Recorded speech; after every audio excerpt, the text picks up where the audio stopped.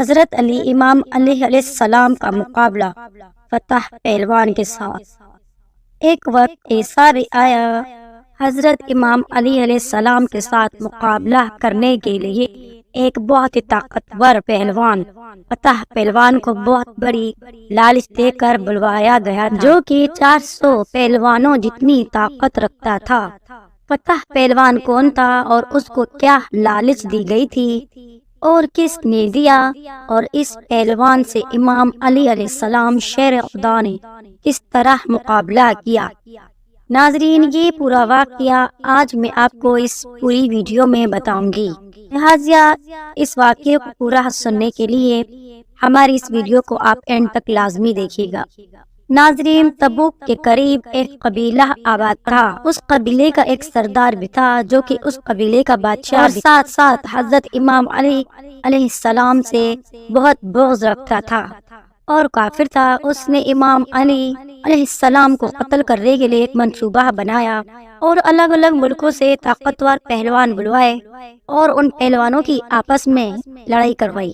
400 پہلوان کی آپس میں لڑائی کروائی۔ 400 میں سے 200 پہلوان نکلے اور پھر ان 200 پہلوانوں کی لڑائی کروائی۔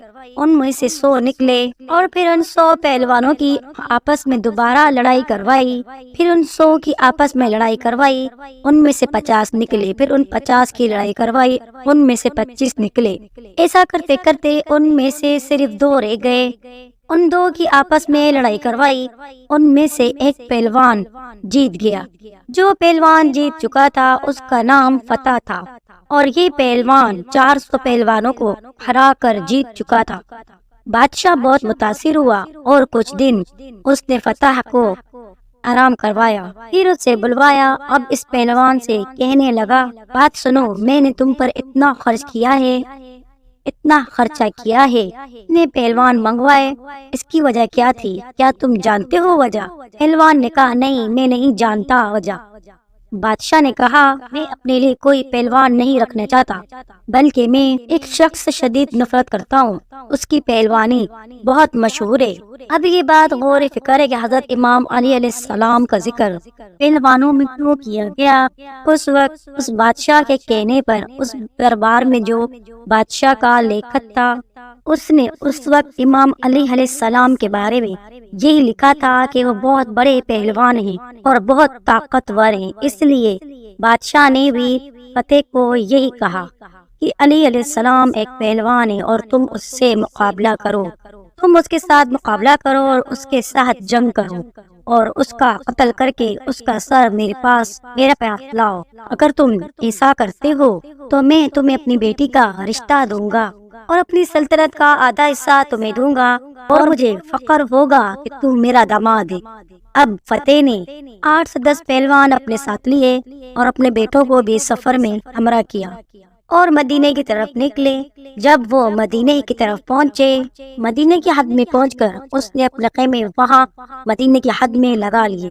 اگلی صبح فجر کا وقت ہے اور ایک شخص مدینے کی طرف سے نکلا اور اس کے ہاتھ میں ایک بیلچہ اور رمبا تھا۔ اسے دیکھ کر فتح کے بیٹے نے کہا، بابا، وہ ایک شخص آ رہا ہے، کیوں نہ ہم اس شخص سے پوچھ لیں کہ علی کون ہے اور کہاں ملے گا۔ انہوں نے اس شخص کو بلایا اور کہا کہ اے نوجوان، ادھر آؤ۔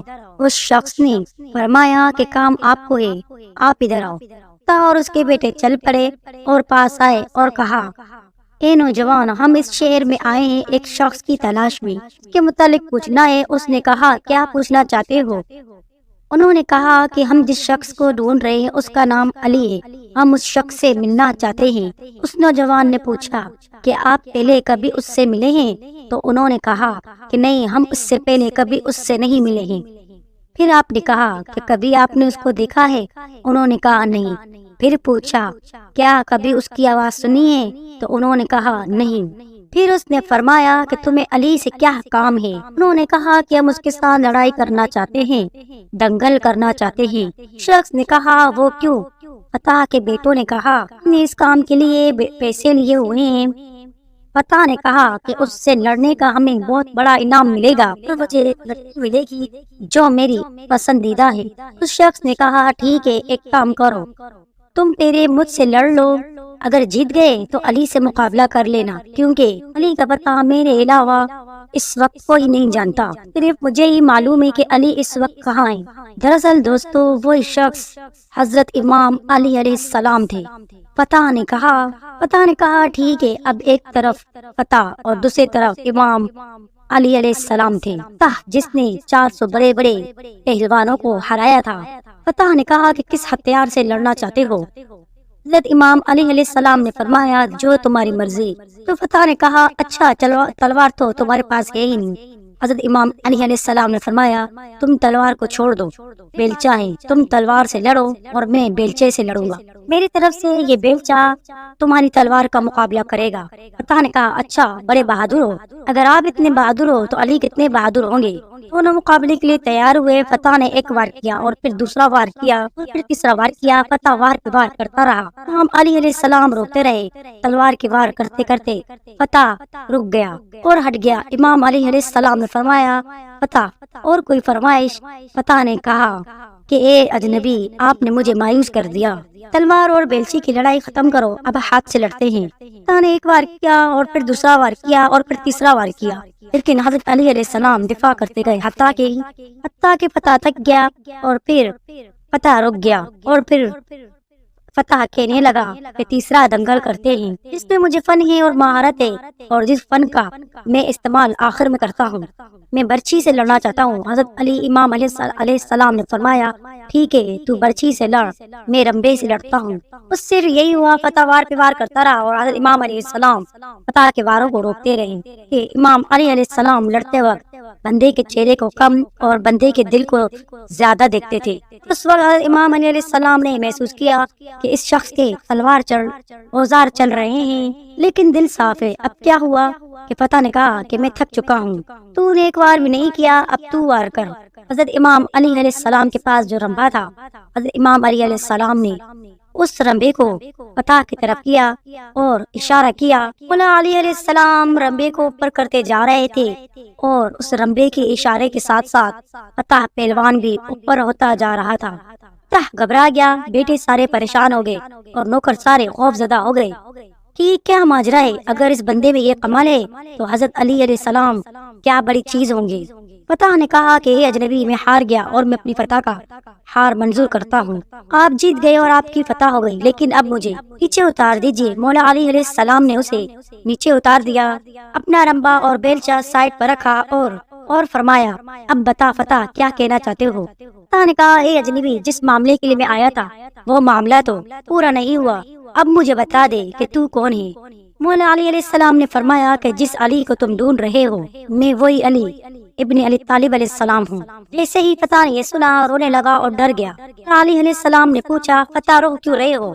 اس نے کہا بڑی امید لے کے آیا تھا اور بہت بڑا انعام ملنے والا تھا اور جس عورت سے مجھے محبت ہوگی وہ عورت مجھے ملے گی۔ علی علیہ السلام نے فرمایا فتح کہ تو جانتا ہے پتہ ہے کہ تو کس در پہ کھڑا ہے جس در سے کبھی کوئی سوال ہی خالی نہیں گیا۔ فتح نے کہا اے ابن علی ابی طالب علیہ السلام، بات اگر صرف انعام کی ہوتی تو میں آپ سے مانگ لیتا، مگر بات اصل آپ کے سر کی ہے۔ مولا علی علیہ السلام نے فرمایا کیا ہوا؟ گردن کی بات ہے جو علی کے پاس ہے، لے اپنی تلوار نکال اور علی کی گردن لے جا اور اپنے مقصد کو پورا کر۔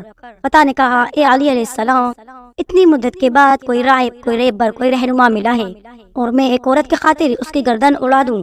یہ نہیں ہو سکتا۔ مولا آیا تو آپ کو قتل کر دیتا اور آپ کو ہرانے، لیکن خود قتل ہو چکا ہوں اور خود ہار چکا ہوں، مجھے کلمہ پڑھا ہے، میں مسلمان ہوں۔ علی علیہ السلام نے اسے کلمہ پڑھایا اور فرمایا پہلے تیرا نام فتح تھا، اب کیا رکھوں؟ فتح نے کہا جو آپ کو منظور ہو۔ میرے مولا علی علیہ السلام مسکرائے اور فرمائے پہلے تیرا نام فتح تھا، آج سے تیرا نام قمبر ہے، آج سے تجھے قمبر کہا جائے گا۔ تاریخ گواہ ہے دوستو، جب سے لے کے جنگ سفید، جنگ جمل اور آخر تک قمبر نے اپنی پوری زندگی میرے مولا کی خدمت کی اور ان کے بتائے ہوئے راستے پر عمل کیا، کہ بتائے ہوئے راستوں پر ہی اپنی زندگی گزاری۔ سبحان اللہ۔